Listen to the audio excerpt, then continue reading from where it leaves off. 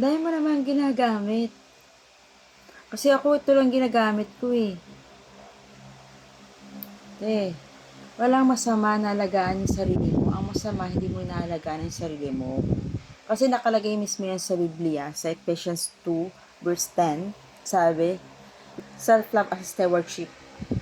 Sabi, because God loves you, you are instructed to love yourself, treating yourself with the same care you would offer others. Okay? So, walang masama na alagaan mo yung sarili mo. Ang masama is hindi mo alagaan yung sarili mo.